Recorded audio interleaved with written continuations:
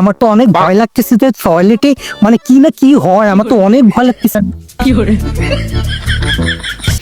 আরে গড়িটা গেছে, রাকিব হোসেনের ডায়লগ দিতে দেয়, আর এরকম চ্যালেঞ্জ করা যাবে না।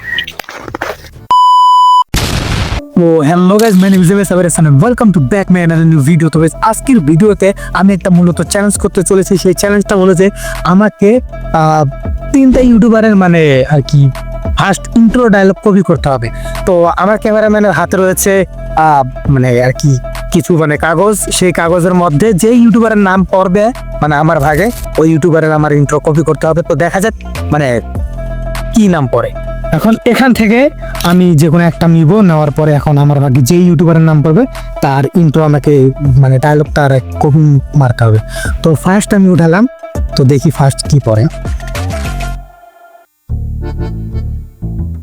তো ফার্স্টে আমার আর কি পড়ছে আর কি রাকিব হোসেনের dialogue. Hey guys, Assalamualaikum. Myself Rakib Hossain and welcome to my another vlog.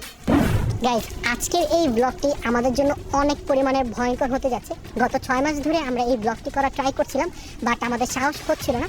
তো অবশেষে ভাবলাম এটা যেহেতু বছরের লাস্ট চ্যালেঞ্জ ব্লগ, আপনাদের একটা ইচ্ছা পূরণ করাই যায়। আজকের এই ব্লগে আমরা যে চ্যালেঞ্জটি খেলছি, যে চ্যালেঞ্জটি টোটালি আনকমন আর অনেক ফানি একটা চ্যালেঞ্জ। তো গাইস, আজকে আমরা যে চ্যালেঞ্জটি খেলছি সেই চ্যালেঞ্জটির নাম হচ্ছে living in bathroom for 24 hours challenge. আমার ভাবতে অনেক পরিমাণে ভয় লাগতেছে, চলে এসেছি হোপরটা দেখছি।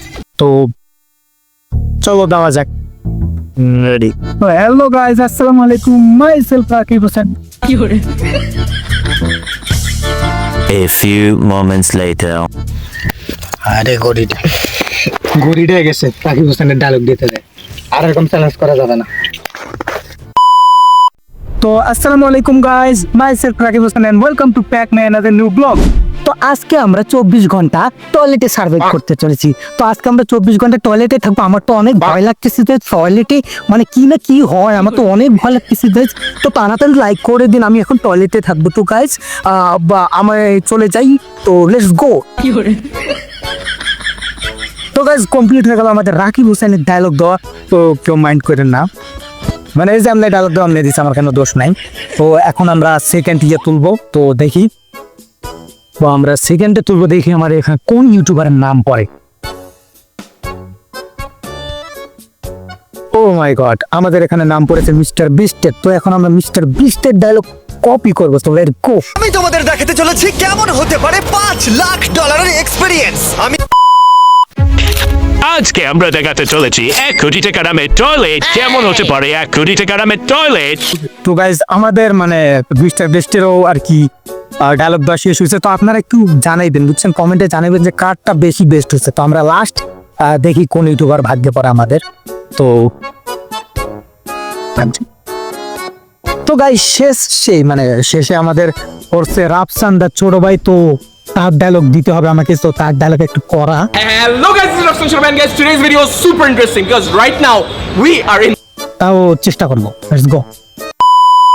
লোকাস, দিস ইজ রাফসান ছোট ভাই। আজকে আমরা করতে যাচ্ছি পৃথিবীর সবচেয়ে expensive toilet review, sorry food review. তো আজকের টয়লেট রিভিউ মানে আজকের ফুড রিভিউ হতে যাচ্ছে পৃথিবীর সবচেয়ে ইউনিক মানে ফুড রিভিউ।